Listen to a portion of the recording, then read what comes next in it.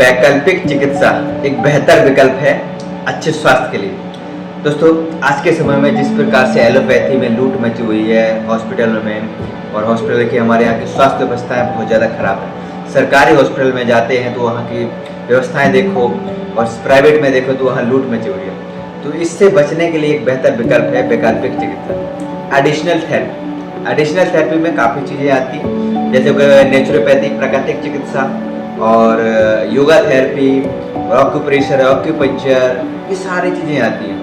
इनको जीवन में उतार कर या जीवन में अपना कर जब कभी अगर कोई प्रॉब्लम आती है तो हम हॉस्पिटलों के महंगे बिल से बच सकते हैं। और इनके बनाए हुए नियमों को फॉलो करके, जैसे आयुर्वेदा हो गया, दिनचर्या, ऋतुचर्या और प्रकृति की चिकित्सा के 10 सिद्धांत, इनको फॉलो करके हम बीमारियों से बचे रह सकते हैं।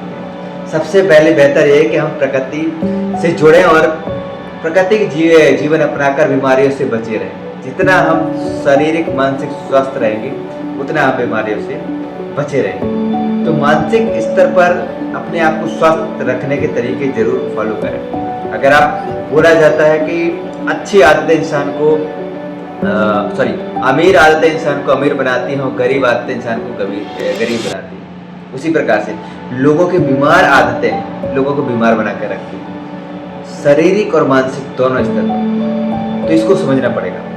स्वास्थ्य आदतें क्या है, बहुत सभी लोगों को पता है, लेकिन हम उसको जीवन में अपनाते हैं कि जल्दी उठना है, टाइम से खाना है, टाइम से सोना है, ये चीज़ें। तो बस इनको जीवन में अपना कर हम बहुत सारी बीमारियों से बचे रह सकते हैं। तो वैकल्पिक चिकित्सा को कभी भी अगर कोई प्रॉब्लम है छोटी मोटी जो हैंडल हो सकती है, तो उसको अपनाने के लिए वैकल्पिक चिकित्सा पर जाएं। योगा थेरेपी सेंटर जाएं, या फिर naturopathy, Ayurveda, acupressure, acupuncture, सुजोग therapy, ये सब इनको फॉलो जीवन में करें।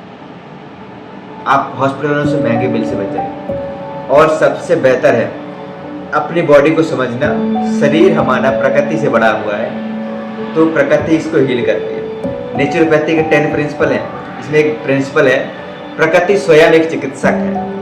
यस, वास्तव में हमें पता नहीं है कि अगर कोई बीमारी होती है तो कैसे हील हो जाता है, हील होती है, हमें पता होना चाहिए। अगर ये पता हो गया तो हम डॉक्टरों के पास जाने से बच जाएंगे। और तो ये बेहतर विकल्प है।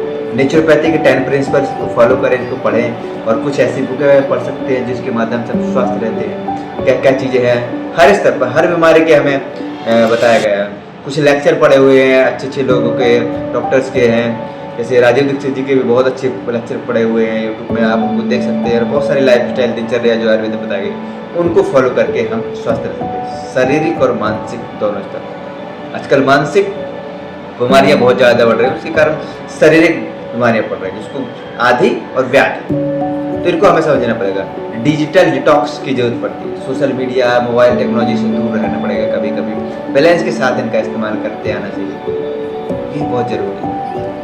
तो मैं यही कहूँगा कि अगर कोई प्रॉब्लम आती है, कुछ भी आपको लगता है, तो पहले आयुर्वेद, नेचुरोपैथी या फिजियोथेरेपी, योगा थेरेपी वालों के पास दिखाएं, ठीक है। और तब ज़्यादा ज़रूरत है तभी एलोपैथी के पास दवाएं। कुछ जगह एलोपैथी बहुत अच्छी है, जैसे सर्जरी डिपार्टमेंट में हो गया, बहुत अलग जगह है, आपको खुद का एक्सपीरियंस रहेगा। तो डॉक्टर को दिखाने के पहले भी हमें डॉक्टर को देख लिया है। मैं नर्सिंग स्टाफ भी रहा हूँ, मेडिकल में काम किया हूँ, तो वहाँ की व्यवस्थाएँ बहुत ज़्यादा लूट मारी मची हुई है। प्राइवेट सरकारी में काम नहीं करते, सरकार की व्यवस्थाएं बहुत गंदी हैं।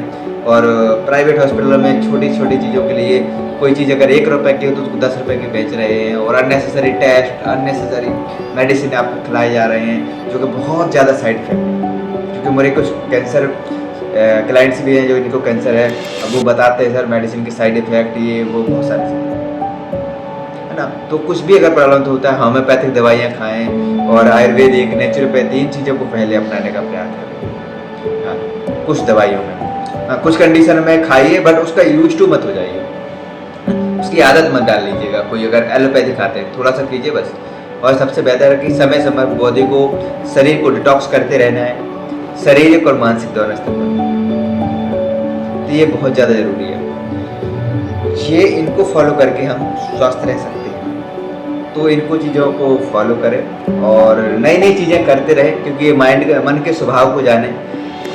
इसको नेचर है कि इसको नया नया चाहिए, तो नई नई चीज़ों में घूमते रहें, ट्रैवलिंग करें, ट्रैकिंग करें, पहाड़ों में चढ़ें, ऑक्यूप्रेशर हो, ये करें, बॉडी डिटॉक्स हो जाती है अगर ये एयर बाथ लेकर, है ना। नहाने की सही टेक्निक्स पता होनी चाहिए आपको, कैसे लोगों को नहाते भी नहीं आता है।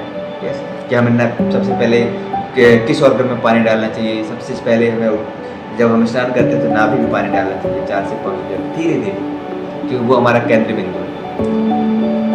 इन चीज़ों को फॉलो करें और खुश रहने का प्रयास करें। जीवन संघर्षमय है, दिनों बाई दिनों बढ़ता जा रहा है।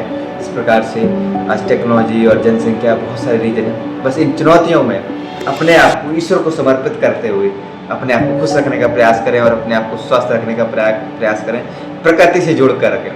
बाकी ईश्वर की मर्जी। मैं चाहता हूँ आप हमेशा स्वस्थ रहें, खुश रहें। Follow up to be stay with let's always try to be stay positive and healthy.